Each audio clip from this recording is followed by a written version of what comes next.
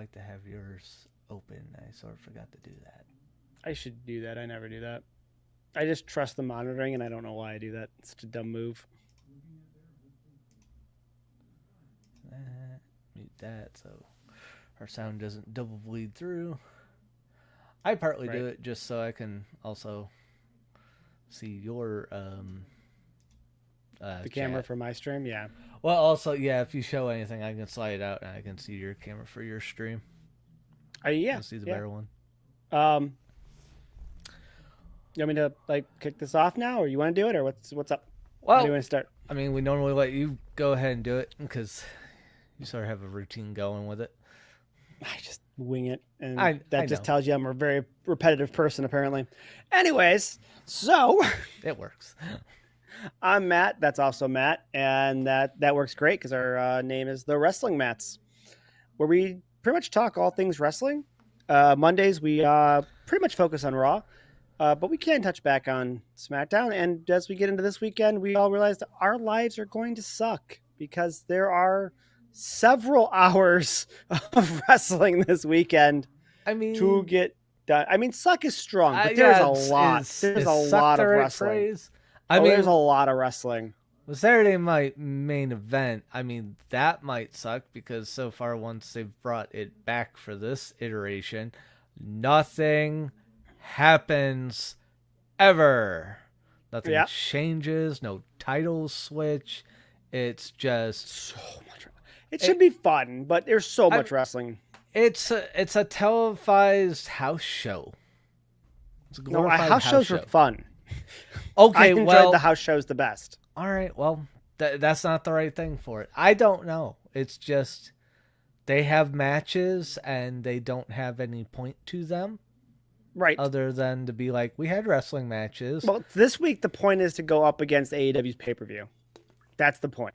The point is to steal some buys from the pay-per-view for non-buy content, essentially. Like, hey, you've already paying for Peacock, or you already have channel whatever 3 wherever your local market is, or whatever it is, NBC essentially, and you're gonna watch this because you're not gonna spend $50 instead. That's what this is. Yeah. So we'll see. I mean, I'll probably end up keeping an eye on both. Yeah. I probably will get it because AEW does put on fantastic pay-per-views. Love their storylines, hate their storylines, love their characters, hate their characters, whatever. It's hard to debate that the quality of match they put on. Now, it may not always be a cup of tea, especially like Moxley doing some of his crazy stuff he's doing. But just their basic run of the mill matches are pretty athletic and pretty good. And depending on which wrestler it is, very well written per se as well. So you give me a Saturday night where nothing happens again, and I may have to go watch Sasha and Omega and Osprey and Swerve, because I don't know, just the Saturday night main events are actually going the wrong way for me personally. They're making me very angry at times. Yeah, nothing happens. Why am I wasting my time? I mean, for the love of wrestling, sure, but it's also just like you gotta have something happen, and something other than Goldberg wins the title for no fucking reason. If that's the thing that happens, I'm instantly buying the pay-per-view. Yeah, if that happens. It's bite them, just like, okay, fuck you. Right. I'm gonna buy it on every platform I can just to do it. Screw you guys. You want to buy one in my name? Fine, sure. Send it that way. But yeah, just because, come on, man. I love the memory of Goldberg is great, but the dude was winded from walking from his Chevelle to the ring, and now you're going to tell me he's going to wrestle Gunther and put on a fantastic match? I just don't know, man. I don't know. So much they took the camera off him. Something right, was happening they cut in the Corey. Getting a big pop, and the announce team. All right, we're way off track already. I'm already bitching about stuff that's still 5, 6, 7 days away. It's worth talking about because it's upcoming. It's the stuff we're looking forward to. You know what? I'm being a bit too negative on it. The cards do look good. It should be fun. SmackDown has been really good with the Wyatt Six and how they're doing the tag team stuff. And I thought Johnny Gargano with Dexter because they used to be part of the group. They used to be the family. Him trying to be like, I'm your family, not them, was fantastic for Dexter just to deck him. So there's some good stuff going on. The whole weekend should be fun, man, but this is a lot of wrestling coming up. A lot of wrestling. I mean, ultimately, for Saturday night main events, what they got to do to fix it is like have actually some surprise shit happen, actual titles switching somewhat, so we know it's a possibility again. Be great. You start doing that, and then it's just like, okay, you'll take us out of the stigma we're starting to get for this, because we can't be the only ones that knows this, and it's got to be some more, watched, people discussing this, going like, nothing has happened, right? Since you brought this back in like January, nothing at all. You got to do something. It's been half a year of these things don't fucking matter. Other than, you want to watch some wrestling on Saturday? You might as well just have the stars beat jobbers. There really is no point right now. I don't know if it was meant to be this way or not, but it feels like they're just doing it to have something to guarantee something is lined up against AEW, which is a bit extreme. Your product is winning the ratings battle. Again, you have two different cups of tea here. Whatever your flavor is, you have your option. But this just feels like they're doing it just to run something against them. Yeah. Which could bite them, because honestly, if I have the option and I start watching both and they do nothing on Saturday night, but I'm entertained as all get out by the pay-per-view, I might just go back to just buying their pay-per-views and watching their stuff instead of watching Saturday night, because nothing happens on Saturday night. You'll all of a sudden make us buyers of WE or WE. My brain was going faster than I could talk there. Right. I've said this before. We would definitely do watch parties for their stuff and the UFC stuff if we all lived a little bit closer than we do, on a regular basis, for sure. But let's jump into some Raw stuff, because there was some good stuff on there I laughed at. It was a comedic episode, in my opinion. Yeah, I missed the first 10 minutes, which was probably one of the best parts that you got to see.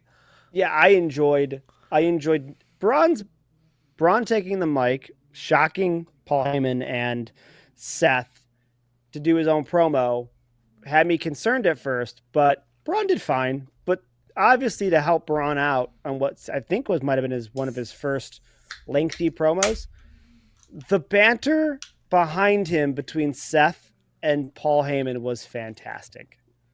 Seth looking so confused, Paul Heyman looking scared because he didn't understand what was going on either. Braun touching on ending Sammy, Paul then looking at Seth and going, yeah, but maybe we just hear him out. Maybe we just hear him out, okay?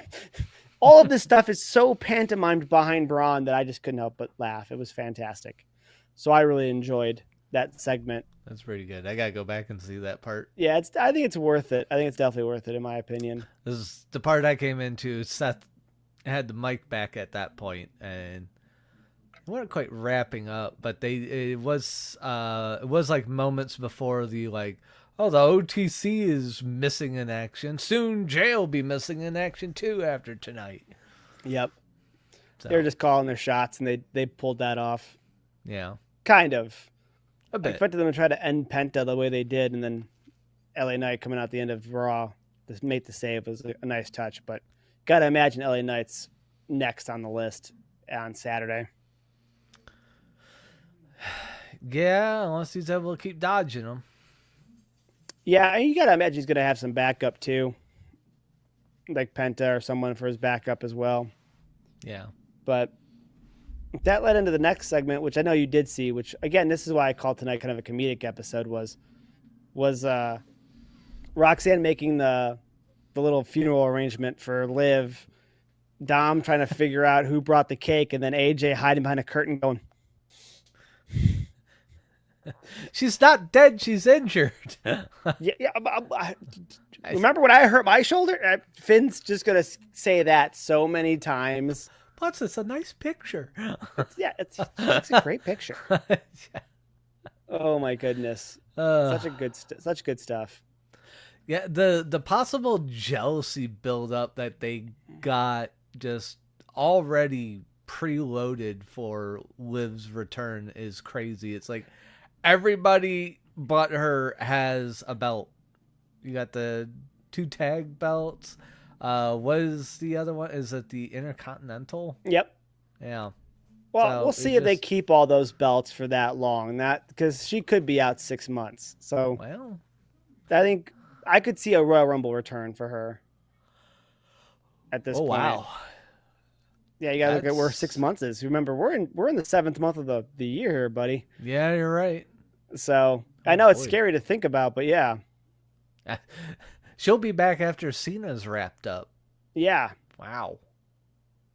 In theory, now she can recover Yeah, faster. Who knows? roughly. But yeah, roughly 6 months would put her for that. The only question is does between now and then does Raquel actually go full change? Like right now, she's still obviously hesitant on accepting Roxanne. But if they have a small title run, if they hold those belts for 2-3 months, you know, Yeah, she Raquel could. keeps talking like, "Oh, she'll be right back." Like even tonight, she's just like, she's just getting the surgery. She'll be She's back. rehabbing all the time. She'll be Yeah, back in no time. Yeah. yeah. Maybe they know something we don't. I mean, maybe the timeline on hers is 3 months for all I know. But That would be nice, but right, oh, and they're just leaning into the 6 month report. But we'll see. But yeah, so that was a great segment. That was fun. Don't know what else to say about it without jumping to the next stuff. I don't know if you want to jump it on anything with that additionally or not, but I mean, just the AJ bit at the end yeah, was and really good. Dom hanging on that doctor's note all the time. I've got a note. I've got a note. I was expecting him to kind of like rabbit on Don, where he slips behind that black curtain. Dom goes to look for him. He comes back over to the side, grabs the cake, and just cakes him in the face. Yeah. But they missed the opportunity there. Yep. At least Dom does taste the cake. He does taste the frosting before it cuts away. That's at least good. I mean, you gotta. I what was next after that? Was it? What was Sammy after that? Yeah, I think it was. Yeah. Yeah, Sammy getting jumped by Cross. Yep. With his fake lead pipe that was PVC Plastic. and obviously spray painted black because it was kind of like way too big. Yeah, and now he's gonna get some time off. I mean, we saw that coming with Braun hitting him with 3 spears as well. Then what's his name chucking the fake lead pipe way over everyone's Pierce head? could throw a pipe. It's fine. Way down the aisle. I didn't believe that for a second. He just chuck a pipe. yeeted that damn thing. I could chuck a pipe. Pierce is like a foot taller than me, and I'm sure he's pretty well in shape. He could chuck a pipe. Yeah, I don't think either of of us made would out want of plastic. Man, we're in the gym all the time. We be clanging and banging. We be throwing stuff around. We be throwing some weights. All right, we know what it's like to throw weights. Uh-huh. That pipe ain't got a chance, man. Uh-huh. So no,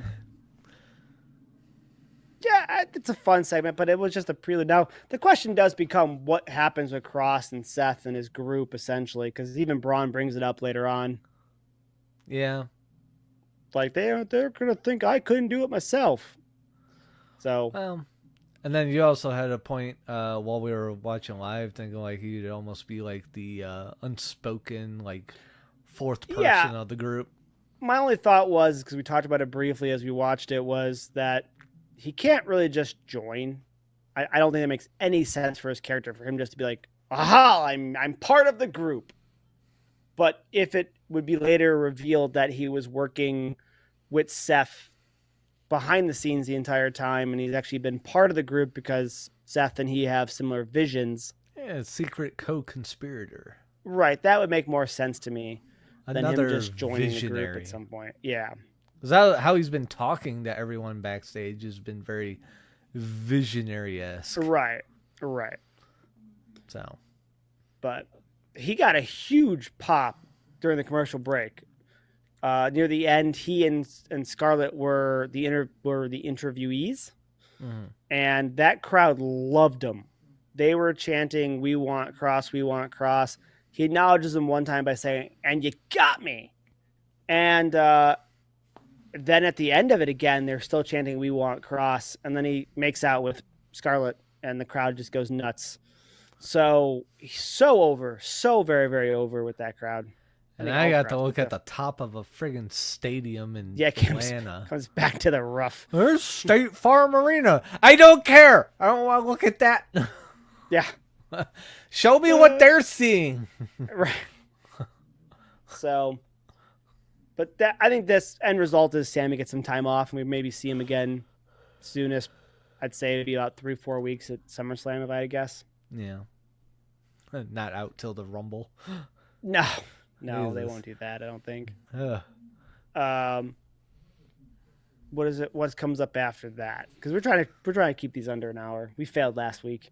Yeah. I don't think we went Okay. straight to. Oh, New Day came out dressed in their all blacks, mourning. Their formal all black. I don't know Yeah. if it's formal. They had veils. Does veils make it formal? I don't know. And then Anyways, Becky giving her condolences to them. well, first they came out during the commercial break. You missed it, Oh. and they were all sad about it. Then then you got to see That's them. not fair. Yeah, and they came out, and then Becky chimed in as pro bad guys do, Yeah. and teamed up with their opinions essentially before going out and addressing the crowd over her conspiracy theory. Yeah, I was gonna say next was her going out and going like it's all a ruse so that they can beat me together. They're not Yeah. frenemies, they're just friends pretending. Yep. So Yeah, she's just trying to play the two of them against each other to sneak away with the belt again. I wonder how long her run's going to be. I wonder what her contractual is she back for a good series of time, or is she back for like a year? I'm surprised. I kind of thought with the new kiddo and her just having the thing with Lila Valkyrie, I thought that was going to be like a one and done thing there, and then that's it. But it didn't go that way at all. Right. So Yeah, no, I mean, I figured she might want to do a run of some sort. I'm just curious to see if this is, like I said, a 1-year contract or a 5-year contract. Like, where are we at with this? How long are we expecting her to be hanging out? And that, I don't know. I think after that, my initial she's just doing like one or two things here. After that kind of like didn't play out the way I thought, now I just don't know. I have no idea. It could be some short thing. Like they could take the title off of her here and that'd be it. Or it could, I don't know, could run to the end of the year or longer. Right. No idea. That could be, she could have a longer contract, and it could just be like, we get to the end of this story, then she disappears, spends some time with her kid, but that when they figure out her next story, bring her back. But this could play out over the next 3 months, but then she could be in a longer contract and just come back later on. I have no idea, but it's interesting to think about. I don't know how her character is going to keep evolving, is in my mind. That's the question mark I have. Yeah, because I don't know how she's going to evolve from this character the way it is now to a strong good guy character again if she does. Yeah, because right now her character is just like kind of like a mad woman, like not like angry mad, but like woohoo, just kind of lost in the head where everything's a conspiracy, and she just but I feel like she's very bitter. Yeah, like she feels like there's some of that. To me, she's playing a character that seems bitter that she's being passed by already, so to speak, by the younger talent. That's where this all started, was with Lyra and her age and winning the IC belt, and essentially being passed by the Stephanie's and Julia's and Roxanne's and that are all up there now, which Well, I guess you'd have to befriend one of them to clear that stigma going forward. yeah. I mean, I guess that's that's how you could do it. it's kind of how the way that goes. You're away for long enough, and then you're last year's news, and then it's another year, and all of a Well, sudden you're that was also the just problem is that WWE was buying up a lot of not just buying but developing women's talent. buying up all the women. They got binders of women. I mean, Jordan Grace and so forth. Yeah, They went back to buying talent as opposed to developing it. Zaria, Stephanie, Julia. Right. These are talented people that already had, training elsewhere and coming in. So buying is probably a poor choice of words, but acquiring talent that already exists Yeah, there you go. versus the Liv Morgans of the world where they're trained from start essentially there. Well, But they're running out of Hooters to go peruse now. that's true. That is not really an option anymore. I mean, of all the people, I think she's probably the most notable and maybe the only one I can think of that had no like indie circuit training that actually panned out to be a not even just a megastar because lives on a level that most don't get to, but even to be on a level that's of A tier, so to speak, versus like S tier. There's not many A tier people that came from their developmental system without any other training. So, Yeah, but we'll see. I think that it should be a fine match, but I just don't know what you do with Becky going forward. And Bailey and Lyra can just hug it out at the end and be fine. Like that's how they could solve that issue. But or Bailey can just either one of them could just be angry and bitter, and yeah. they I both mean, have stories that make sense going that way. But I don't know how Becky does anything other than be angry and constantly trying to prove herself. yeah, She's kind of stuck in and the same boat as Charlotte, in my opinion. But they found a nice little way for Charlotte out of it by teaming her with Alexa. yeah. Uh, yeah. It's really just interesting how they want to like go with these people. Where, um, do they just do this to give Valkyrie the rub with two of like pretty much essentially the generation before her women's wrestlers. I mean, even though they're kind of here, but I mean, there Right. is some talk of even like There's Bailey a just 10 years like age gap. you There's a know 10 age gap. I think Valkyrie's what like probably early 20s, and Bailey and Becky are mid 30s. yeah, something like that. So yeah, So yeah, I mean, the more talent they build and legitimize gives them more and more programs to run with the women and more yeah, stuff it's that not a they bad can thing, but it's going to intertwine and go be the through. same problem they ran into with the men for a long time, which is believe it or not enough TV time to give them all the story they need to build. Yeah, I can believe that. Yeah. So that was a big problem in the mid 2000 teen eras is that there was just not enough time for the talent they bought to even get out there. So, Hmm. um, I don't think we ever got a final verdict on what's next for the tag titles, even though there was a segment where JD was going to go get some answers. Oh, I don't think we ever got our answers. they messed that up. Like he's gonna go get answers and he show back up. Then no one ever got answers again. Oops. They kind of like hinted at like a tag team War Machine versus New Day thing, but I don't think they ever gave JD and Finn actual answers. So, Wasn't one of the um, things advertised for Saturday Night Main Event, was it? I don't think so. I don't think so. That's LA Knight versus um, Seth. That's Drew versus Randy from SmackDown. Jay's got a match. Who's Jay wrestling? Uh, damn, who is Jay wrestling? I know this. Um, I'm pretty sure he has a match. yeah, he does. Why am I forgetting? Gunther and Goldberg. Yeah. I don't know. Does Saturday have any women's matches on it at all? Or It they just put them has. all on Sunday? Oh wait, yeah, they put them all on Sunday. Okay, I was about to be like, oh, it's that big four-way women's tag, but that's Evolution. So I think they put all the women's matches on Evolution. Okay. So, But yeah, again, it was just a fun show. That's all I can go back to saying. It was a fun show tonight.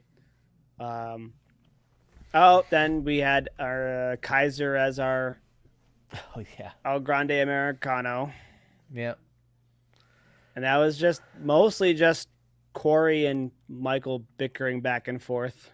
at least he was actually El Grande this time. Yeah. Not just Americano. Yeah. Although he keeps standing like Kaiser does. Yeah. Like his head and Fantastic. neck just have a posture that's just Yep. like, we know it's you. Yep. It's fantastic stuff. Not much to be seen there other than they just keep the El Grande character going.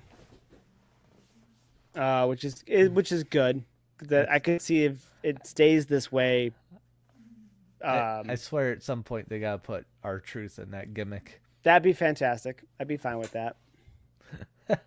I really, I wish Mr. Iguana can be him once. We can do all kinds of fun stuff with it. wish we had a big enough audience by now because I just want to hear all the hisses and boos for the idea of like end the character with like Hulk Hogan revealing himself under the mask and everyone be like, "Oh, find you Hogan." Do it in LA, get everyone all mad. I definitely bring some heat, that's for sure. Yeah, what? I just want to do it to see everyone get fucking upset. Like right now they kind of go with it because it's like, all right, it's a bit of a comedy bit and all that, and you're not fooling anyone when you bring out Hogan and just go, it was me the whole time. You don't even have to manufacture heat for that. You just have it already naturally. Yeah, that would just go. That would go badly immediately. Okay. Anyways, enough of my dumb ideas. It fits. It does fit. I think we went from that to Bronson Reed and Uso. Yeah, when Bronson Reed came in, I swear to God, when he went past that corner, that one dude looked like fucking Matt Cardona. I never saw that. I've looked after that, and I never saw that. Like, wasn't him, but for a second, I'm like, is that Matt Cardona? I'm like, no, someone that sort of looks like him. Busy trying to battle and just hang on to his status of indie god. Hang on. Shotzi's taking it from him. Shotzi is taking it from him. Broke her arm. She ain't going to do nothing. She's taking that from him. No. Shotzi's going to leave the indie god. No, it's Cardona. Nope. She's going to be put in her just place. like Owen said on the Cody podcast, man.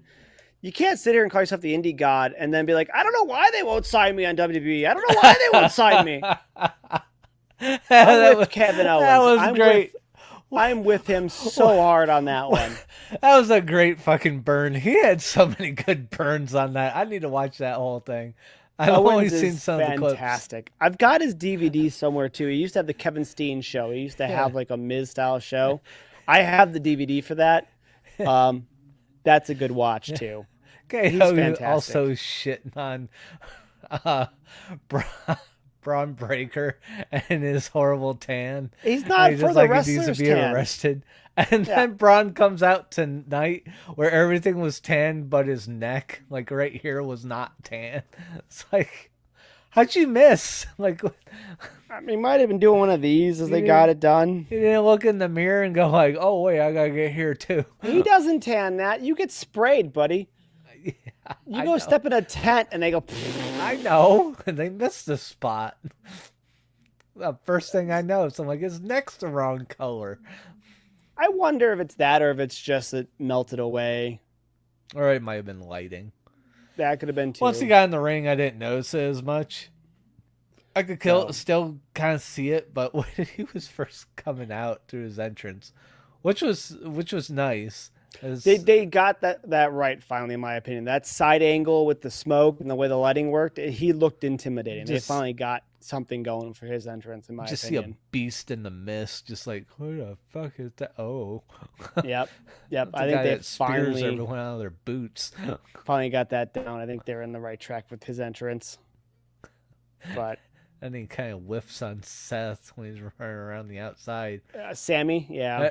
Sammy, yes, goddamn S names. Now I don't know how I feel about his "I have water in my ear" pose that he does, where he's like, Oh yeah, it's just that some of that is too like I know in a way they were kind of like building you as the next Goldberg, but don't go that far where you're like, I'm trying to do my Goldberg thing. Like, see, I don't know if it's Goldberg. I have to go back and watch more of his dad's matches. I wonder if it's something his dad used to do more.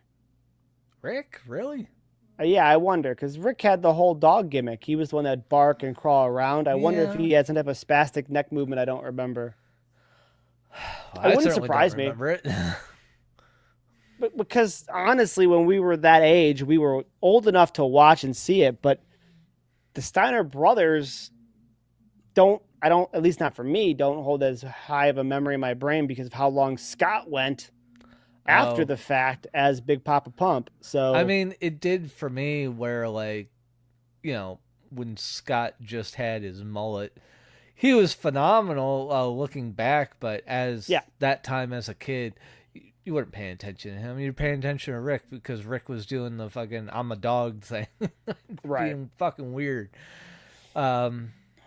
His what he was doing was kind of dwarfing Scott's higher level of athletic ability. For us, A standing Frankensteiner. Holy shit! for a man that size, yeah. Good lord. But again, for us, I mean, I'm sure that this age of people we are now watching back then were more inclined to be paying attention to Scott than Rick. Yeah. I mean, I have more appreciation for him back in that day. Like once I got like into my 20s and now into my 40s, where I see some of that old stuff, I go like, holy crap! Why wasn't I paying attention to him? Because some of the stuff he's doing is just sickening. Yep. I mean, I feel the same way about like Mr. Perfect. Kurt Hennig, the stuff he did was phenomenal. And then to watch how he worked with people he didn't respect was even more ridiculous. To watch him sell like a head to the turnbuckle with like a bounce off the bottom rope flip as his head got bounced off the turnbuckle, or like getting chopped up out of the ring, for example. Yeah, he would do some ridiculous stuff. It's one entrance where he just does the little flip with his towel behind his back, and it lands on his opponent's shoulder. He's just like Heenan. I'm pretty sure it lands on Heenan's shoulder perfectly. His manager. Well, I'm thinking of a different one then. Okay. That might have been another entrance that he did, but that was one where it was his opponent. His opponent had to sell like, fucking asshole. So once he was in the ring, he threw it, I assume. Yeah, he was walking diagonal to go up on the turnbuckle and gotcha. Put his arms up and all that. Whatever he was doing, but he did a little flip in the center of the ring and it went perfectly on his shoulder of his opponent. I want to say most of the time he flipped in the entranceway and Heyman catches it. Yeah. Heenan, I'm sorry, not Heyman. Heenan catches it. Yeah. I think one time though, just like it did for his opponent, I'm pretty sure it landed right on Heenan's shoulder as well. Just like, you do it enough times, it's gonna land there. Yeah. I mean, he was impressive in a lot of different ways. The Fisherman Plex, the Giant, was also pretty impressive.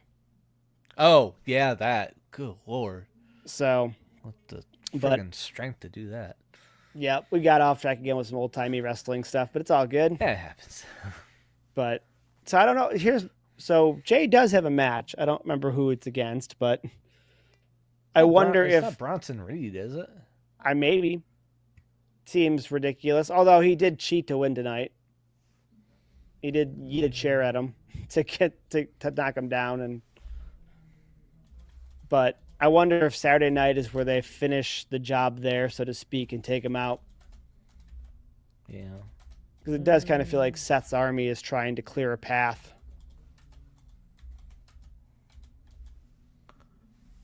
Although no Punk.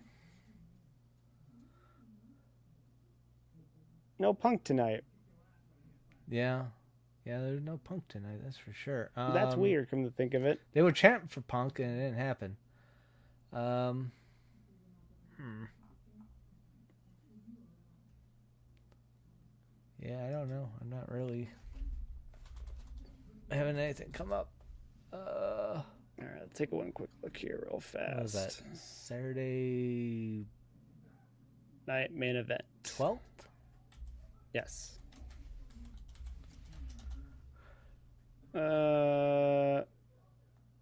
BT Dubs.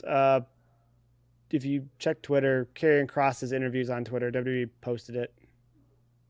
Oh, okay.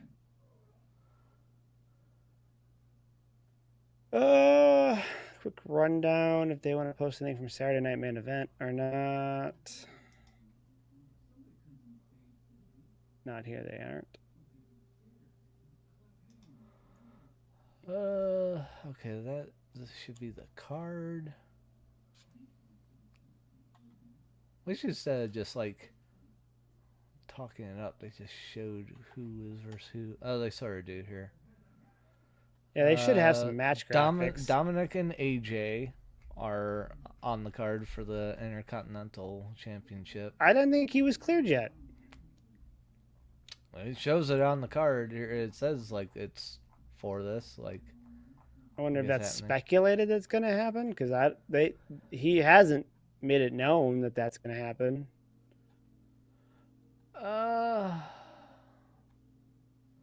Postponed the defense at Night of Champions. Maybe it's speculated. Yeah, I don't know. I'm not seeing anything for Jay on this thing. Oh hell. I agree with their match card.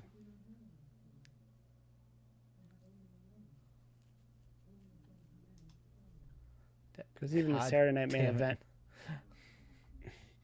popping up all these little ads for me. It's like, I don't care. Yeah, all I'm seeing is big takeaways. Randy versus Drew. LA Knight Seth. Glugbug versus Gunther. It's like all the quick hits.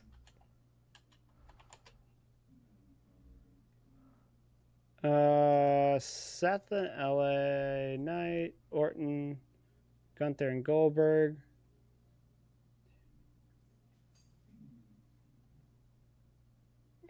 Is it just the 3 matches?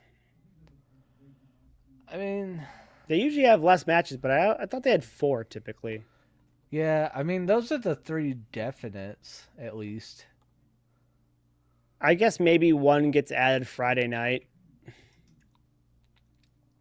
Maybe one gets added Friday night because it's still SmackDown. Nothing with Cody yet, right?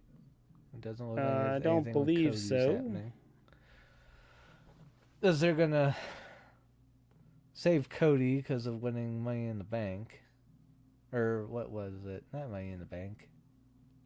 Yeah, I bet you would do 4 matches, and we only have 3 right now. Looks like announced, and it's 2 Raws are already done, 1 SmackDown. So I bet you we have 1 more SmackDown match. Yeah. Oh well. Crap. So yeah, maybe not Jay. I don't know when Jay goes and gets beat up some more, but well, maybe Jay's just due for run-ins to like save LA help LA Knight. Yeah. Maybe that could be why he and Penta both don't have matches. Yeah. But because supposedly him and Sammy got taken out tonight, so right, but the difference is that Sammy got laid out where they even said he's out indefinitely, and Jay walked out under his own power technically. Yeah. Okay. Helped, but still walked out. So he's probably going to take at least 1 more beating before he disappears for a while. Yeah. So we kind of talked about it already as it is, but that led us to the main event, essentially, which was Seth and Penta. Yeah. I guess essentially we covered the Gunther Goldberg thing as much as we really want because that was like just before that. All that I can say is I hope it's not a long match at Saturday Night Main Event. Yeah. I don't think it can be. I don't think Goldberg can have the type of. I don't think he can have a 30-minute match. The only way I could don't. see it being a longer match is if Gunther wears Goldberg down, controls it, just does like kind of like more of like a old school wrestling, just putting Yeah, him in but sleepers and stuff like that, and just controlling it and beating him that way. as long as he doesn't go for a jackhammer, then Oh yeah, no, no. just spear him at the end if that's what they're gonna do. Because I think even just Gunther laying on Goldberg's back and just laying on him, so to speak, as you would for like chin locks and stuff like that, will have an effect on Goldberg's stamina. Yeah, Not to mention if he gets a chop or two. I'd say if you go for like spear jackknife, you gotta do that like early in the match and have Gunther like survive it. You can't do it later in the match with how Goldberg's looking. He ain't got the gas tank for that anymore. No, spear fine, but yeah, the jackhammer he can't do. I mean, you could easily end this match with like Gunther's in the corner, Goldberg goes for a spear, Gunther jumps out of the way, Goldberg, concusses himself. Gunther pulls him back out, goes into a sleeper, and just drops in the middle of the ring. Yeah. And Goldberg falls asleep in his arms, basically. Right, but I don't know if they're going to want Goldberg to lose his retirement match in a relatively clean way. I mean, I don't know if Goldberg wants to lose his retirement match in a clean way. Well, if he wins it, he then, gets the belt? I didn't say he was going to win it. I don't see it being a clean way. I don't know how they could incorporate it, but if they get him tased with a cattle prod, we'd have a good full circle type moment here. But then he's not going to fucking leave. He's just going to come back and be like, I'm going to get revenge. No. He's just going to beat up a cattle prod in a YouTube video or something like that, because that's the bane of his existence at that point. The man just hates cattle prods. Oh, God. But yeah, I just don't. I mean, give me the cool pageantry, give me the cool entrances, and then give me a match that takes 5 to 10 minutes, because I just think that's. Hopefully, he proves me wrong, but I just don't think he has the gas tank for it. Yeah. But all right. Anyways, Seth and Penta. Yep. Really good match. Yeah, I love that gear that Seth wears. He that's one of those ones he brings back every once in a while. The purple with those kick pads that got like the universe on it or something like that. It just I like when some of these wrestlers kind of like stick with some of their gear and they're not like switching it every freaking time you see them. It's like, calm down. You can rewear some stuff. They do. I think there's usually significance behind when they rewear stuff too, because Seth will bring out the White Ranger looking gear every so often. AJ doesn't really change his gear up other than the colors. Sometimes he's blue, sometimes he's white, sometimes he's red, black, but it's the same gear. He just has different colors, so to speak. It is mostly blue though. Yeah, and then he wore red recently. And maybe it's pay-per-view, maybe it's where he's at that changes it up as well. He likes to wear the white, I feel like, at big events. But who else was there that changes their gear up like that? Yeah, but Stephanie Vakir. She just does the same gear, different colors. Different colors again, yeah. All the time. But she has some of her mainstays. Yeah. Like the red and the blue and the green. And then she'll bust out the cool ass looking purple I love for like special shit. But again, just a good match. They didn't get a chance to take Penta out, as I assumed they would, because LA Knight makes the save. Yeah. So hopefully Penta's there to help back up LA Knight on Saturday, because you got to assume that they're going to try to take LA Knight out again. Yeah, so that's probably your two run-ins of Penta and Jay. Yeah. To help out Penta probably escapes. Jay probably gets taken out. Yeah. Yeah, I can see that.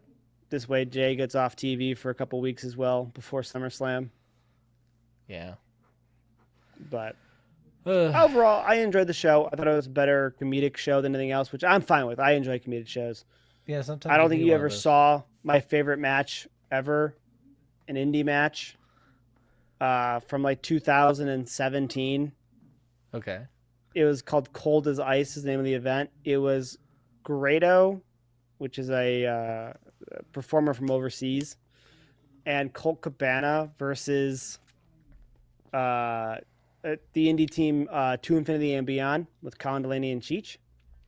It is such a cluster of a match, but it's comedic the entire way through. There are times when Colt Cabana just looks at Grado and goes, is that even a legal tag? Like, what are we doing here? Because they're partners, and he's just like, I'd have to show you the match sometime. I have it. I have it both on DVD and the VOD of that one. It is Okay. just so comedic and so ridiculous. One of my favorite matches of all time, and it's not my typical thing because I'm typically an Ospreay kind of guy or a Penta or a Seth with the way they conduct their matches, or obviously the Bucks and them.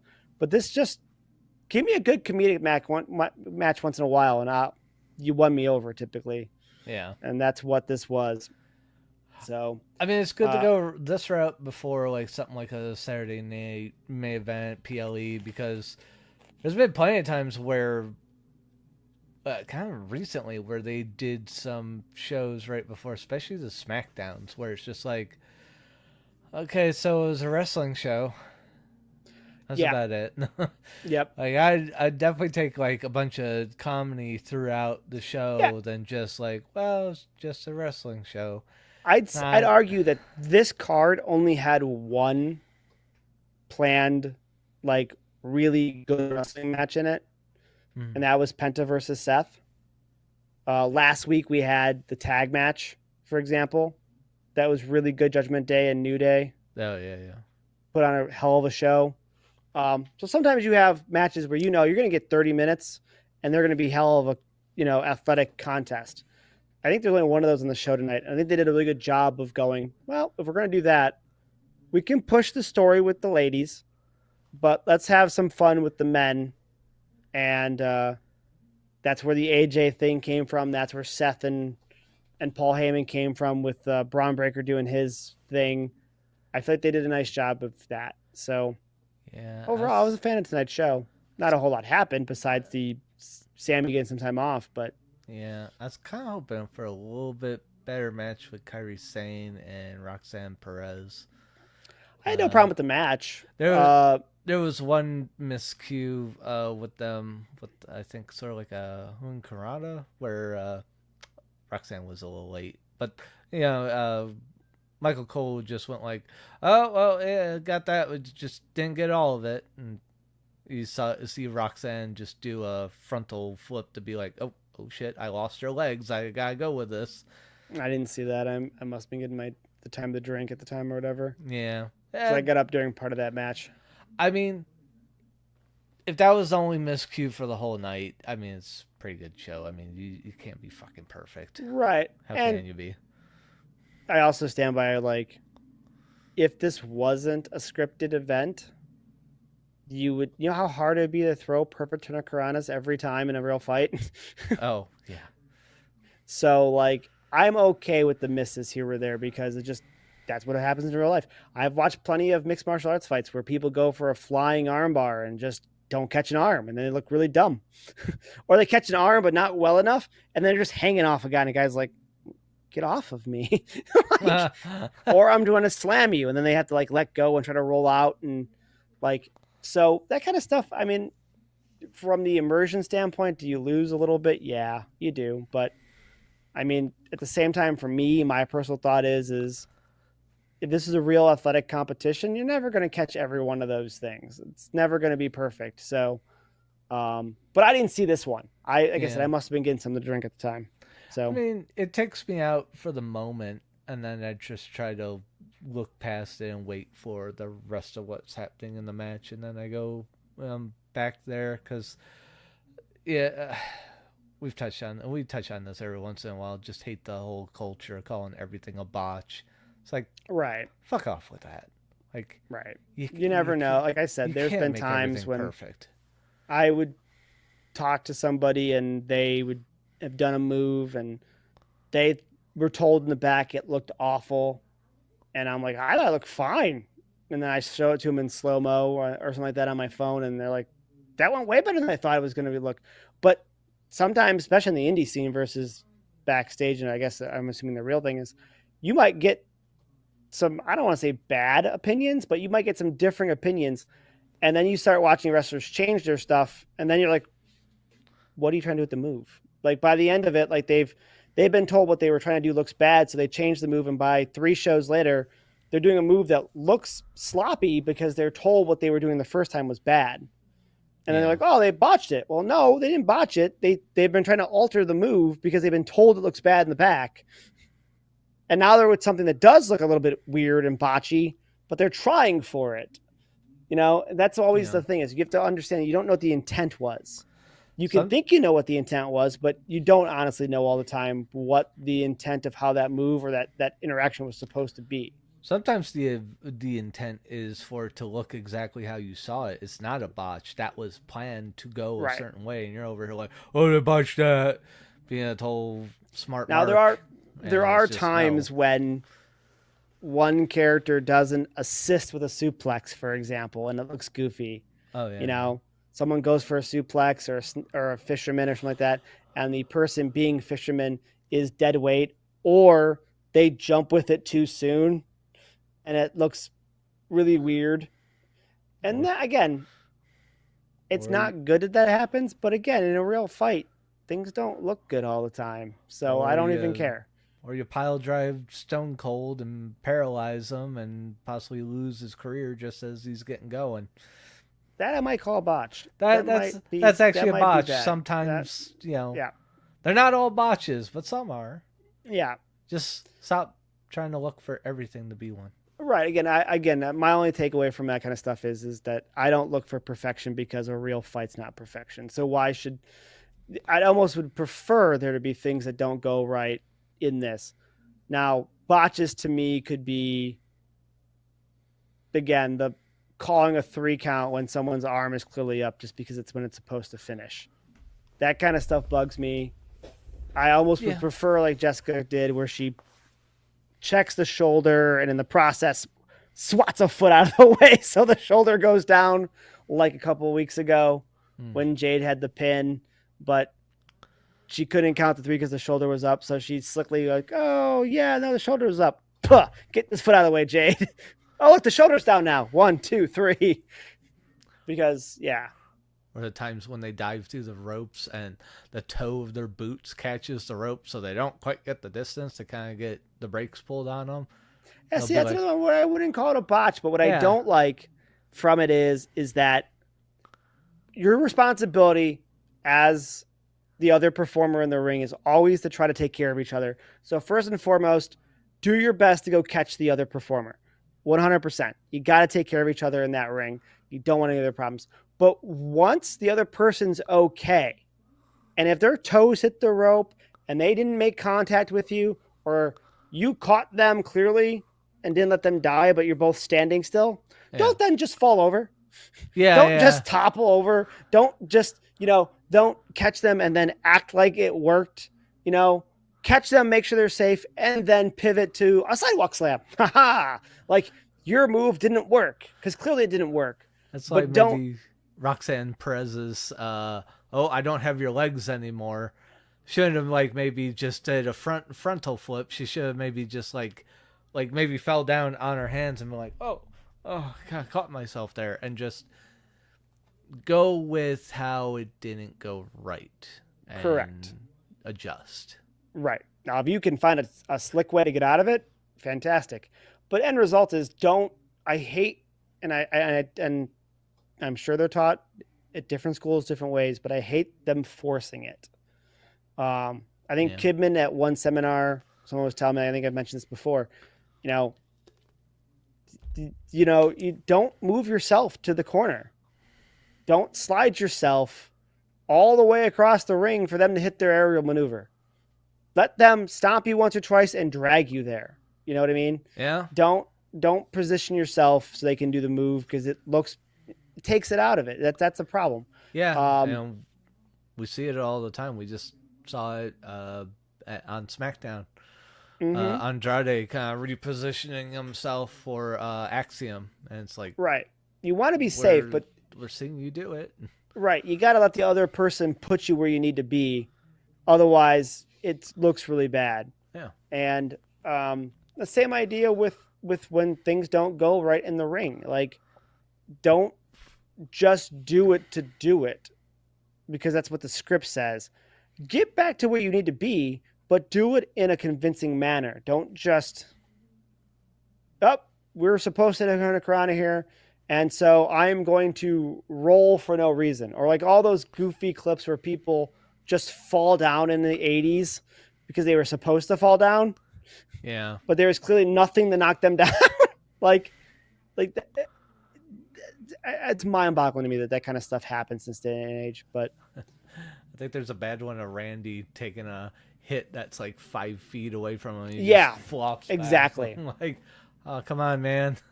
Yeah, or people that throw drop kicks and they fall down before the opponent falls down. They got drop kicked because they didn't realize it was such a distance away. They didn't realize the drop kick happened to them at first. So like a drop kick happens, this person lands and this goes, oh shit, and then flops back like they're in the NBA. So that kind of stuff happens. That's, if you miss, play it off like Samoa Joe. Like if they throw a drop kick and they're that far away, be like, and just walk away. You know what I mean? And then get up, wrestle some more.